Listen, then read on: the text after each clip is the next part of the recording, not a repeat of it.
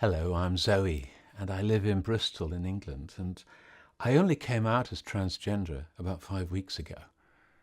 And I'm here to tell you what it's like to be 74 and only realize that I am a trans woman, and to talk to you about the journey now that I've begun. I can't believe it's taken me until now fully to realize who and what I am.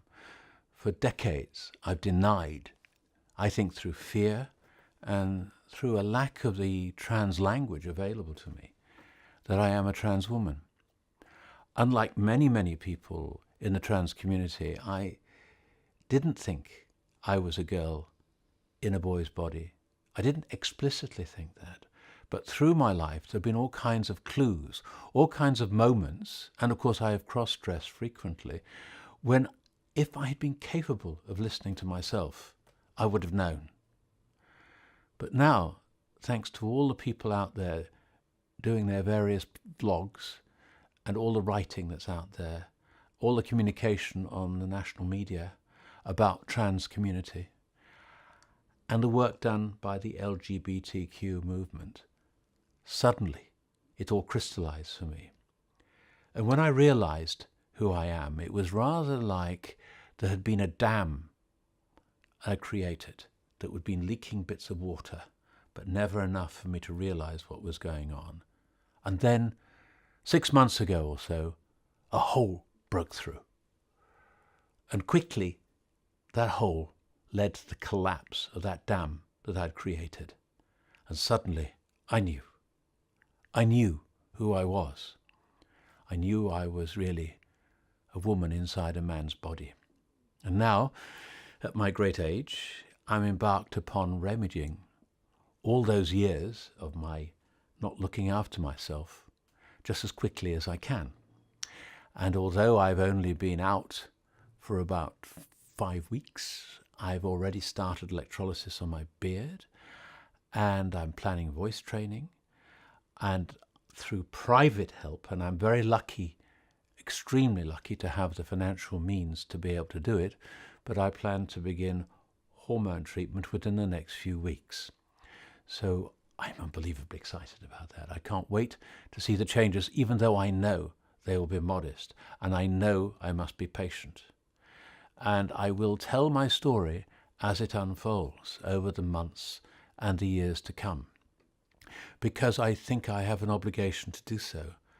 I have lived a life as a privileged white male with quite a successful professional career.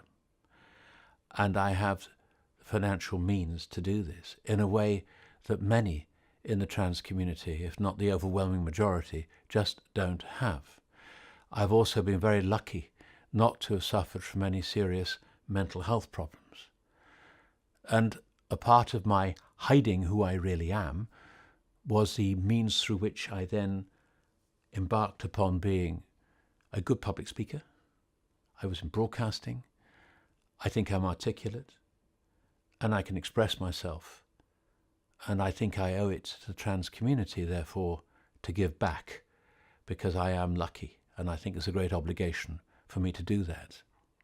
So, over the coming weeks, I'm going to be continuing getting an electrolysis on my beard, and I can't wait for my beard to be removed, so I don't have to wear this foundation every day if it's raining or awful, though I do love making myself look what I think is pretty.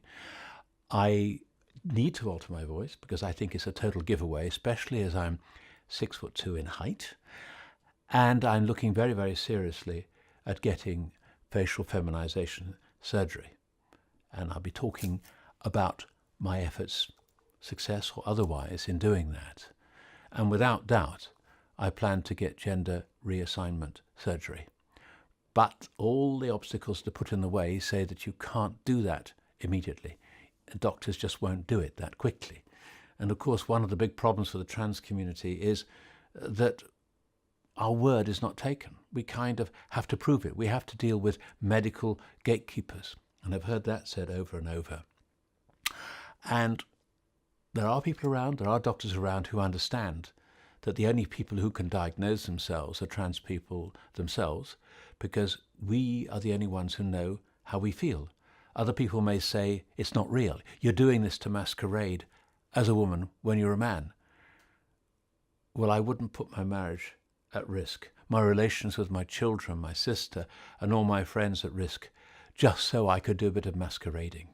I wouldn't, and nor would any trans person. We do this because it's deadly serious. It's for real. This is how we feel. This is how I feel.